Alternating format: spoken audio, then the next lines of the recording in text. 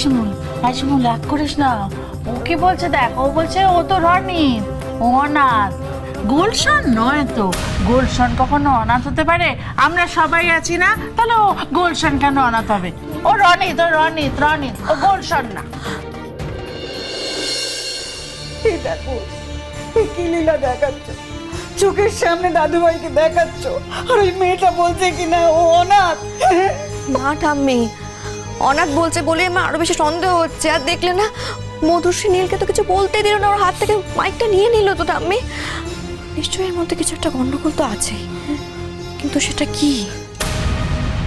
আয় আয় আয়, রাখ রাখ রাখ, শিমুল মা দেখ কি কাণ্ড করেছে। ওই দাদু ভাই দেখো, সব ঘর তৈরি হয়ে গেছে একেবারে। হ্যাঁ, কি হচ্ছে? টিভির দিকে একবার তাকিয়ে দেখো, নিজের চোখে দেখো টিভিতে কাকে দেখাচ্ছে। টিভিতে কাকি?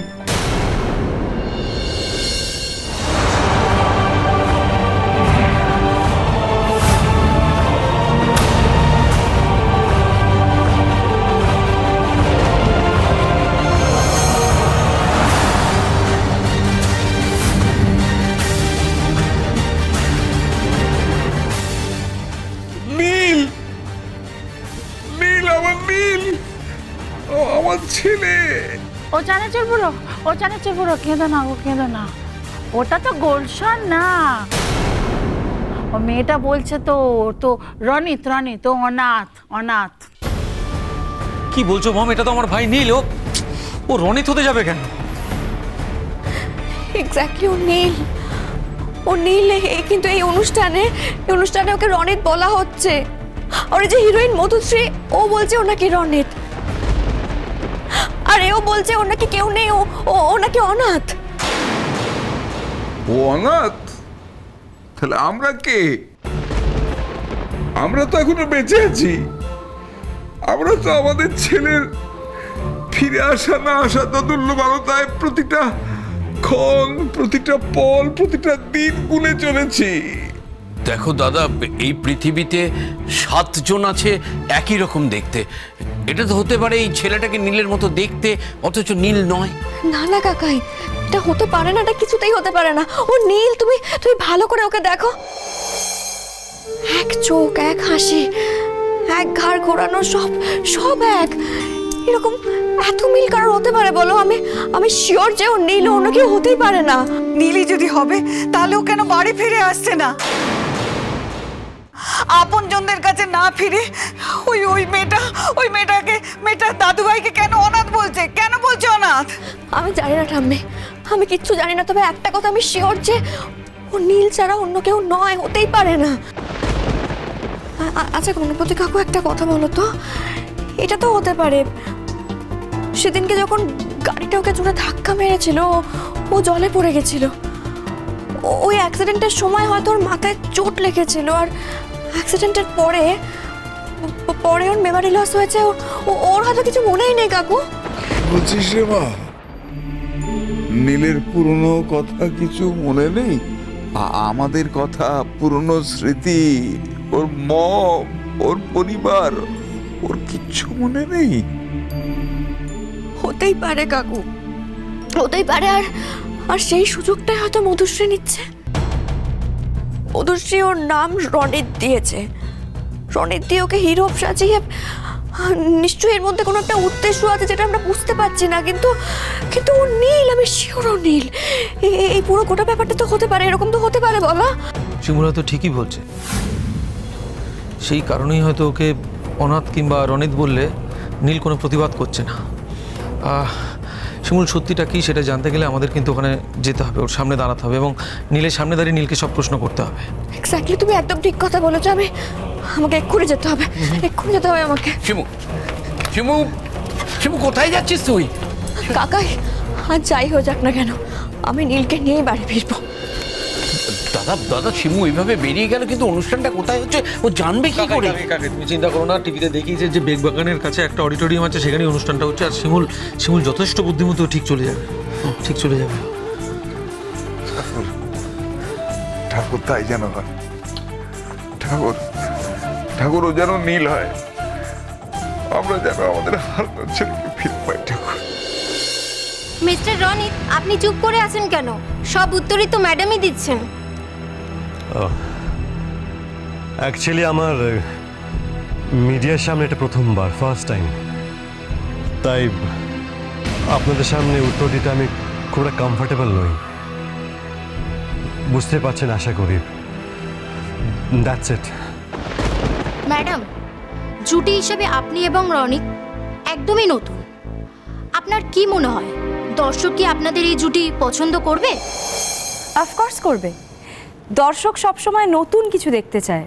আমাদের গল্পটা একেবারে অন্য রকম, কমার্শিয়াল ছবি নয় এটা। এটার মধ্যে দিয়ে আমরা একটা সোশ্যাল মেসেজ দর্শকদের সামনে তুলে ধরার চেষ্টা করব। আর আমাদের এই নতুন জুটিটা আশা করব দর্শকরা অ্যাকসেপ্ট করতে পারবে। রনি, তুমি কি বলো? হ্যাঁ, আশা করি আমাকে দর্শকরা অ্যাকসেপ্ট করবে আমাদের এই নতুন জুটিটাও। আর আমি প্রমিস করছি আগামী দিন আরও বেশি ফোকাসড হয়ে কনফিডেন্সের সাথে আমি কাজ করব। আগামী দিন দর্শকদের মনে আমি আশা করি জায়গা তৈরি করে নিতে পারবো আর দর্শকদের এক্সপেকটেশন ফুলফিল করতে পারবো। ইভেন আমার আশা যে ইন ফিউচার আমি যখনই মিডিয়া ফেস করবো, আপনাদের ফেস করবো, আরও বেশি কনফিডেন্ট আর হেজিটেট ছাড়া আপনাদের প্রশ্নের উত্তর দিতে পারবো আমি। দেখুন, জাস্ট লুক এট হিম। আপনাদের নতুন হিরোর সেন্স অফ হিউমারও কিন্তু কিছু কম নয়। কি সুন্দর সিচুয়েশনটাকে হ্যান্ডেল করলো। আপনাদের সবার ব্লেসিংস কিন্তু আমাদের কাছে খুবই গুরুত্বপূর্ণ এবং ফিডব্যাকটাও। সবাই মিলে একটা রাউন্ড অফ অ্যাপ্লজ হয়ে যাক রনিতের জন্য।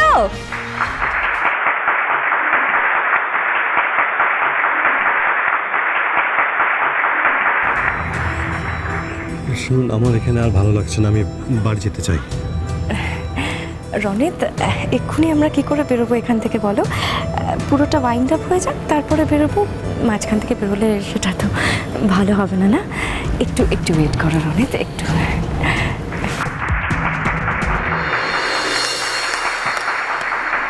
Thank you so much. এবার মিডিয়ার ফটো কভারেজ হবে, সো রিপোর্টারদের রিকোয়েস্ট করা হচ্ছে আপনারা আপনাদের ক্যামেরা পার্সনদের নিয়ে চলে আসুন। Thank you.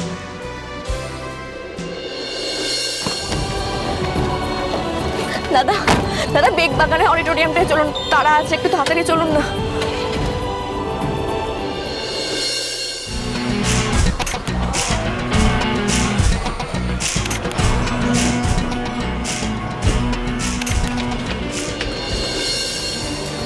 হে ঠাকুর, নীলের দেখা তুমি পাইয়ে দিয়েছ।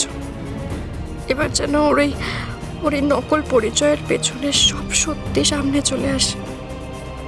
আমি আসছি নীল, তোমার শিমু তোমার কাছে আসছে। সুপ্রীতি, তুই ভালো করে দেখেছিস তো রনিতকে কেউ অন্যরকমভাবে দেখেনি তো? মানে ওকে কেউ চিনতে পারেনি তো? না ম্যাডাম, আমি নিজেই চারিদিকটা দেখছি। আমার মনে হয় কি ম্যাডাম, রনিত স্যার এখানকার কেউ নন। উনি ওই দিন অ্যাক্সিডেন্টের স্পটে নদীর জলে ভেসে এসেছিলেন। নাহলে আপনি বলুন ম্যাডাম, এখানে যদি কেউ হতেন তাহলে এত কিছুর পর কেউ যদি চেনা থাকতো খোঁজ নিতে আসতো, কিন্তু এমনটা তো হলো না। হোপসো। আপনি তো টেনশন নেবেন না ম্যাডাম, এখানে এত প্রেস রয়েছে, আপনার হাসি মুখটা যদি না দেখতে পারে তাহলে তো নানান প্রশ্ন জুড়ে দেবে। আপনি ভুলে যাচ্ছেন কেন ম্যাডাম? সুপ্রীতি তো আছে আপনার পাশে সব সময়, in any and every situation. হ্যাঁ, ডান দিক করে আমরা পৌঁছে গেছি। কত হয়েছে? এই নিন দাদা।